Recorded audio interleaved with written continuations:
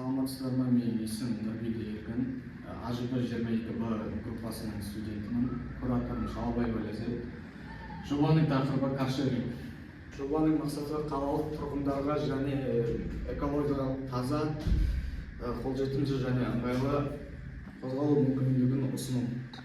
Жобаның міндеттері нарықты зерттеу, көлік паркін қалыптастыру, мобилді приложение орнату, қауіпсіздік және сақтандыру шараларын сақтау, трафиктік және төлем моделі, маркетинг және тұтынушы тарту, техникалық қолдау және қызмет көрсету, заңдық және әкімшілік рәсімдер. Қызмет қалай жұмыс істейді?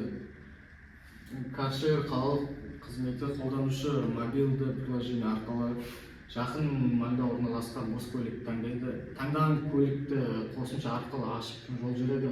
Қажетті бағытқа жеткен соң көлікті сол жерге тастап кетеді. Барлық төлемдер цифрлы түрде жүзеге асады. Қазақстанда 5 миллионнан астам көлік жүргізушісі бар, бірақ олардың барлығында өзінің жеке көлігі жоқ. Сондықтан қалаларда экологиялық көліктерге сұраныс жылдан жылға артып келеді. Жас ұрпақ жеке көлік иеленуден гөрі ортақ пайдалануға бейім.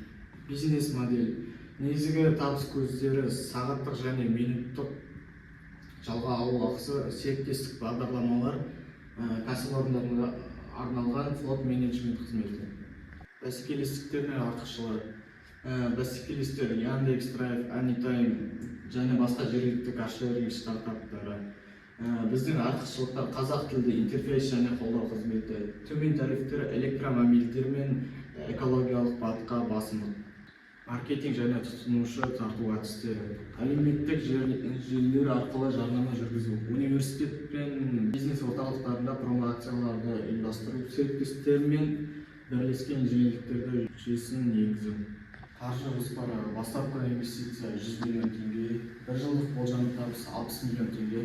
Өзін-өзі ақтау мерзімі 2 жылдан кейін. Табыстың өсу қарқыны жыл сайын 40%-ге дейін артады. Қорытынды. Каршеринг заманауи көлікке арналған тиімді шешім.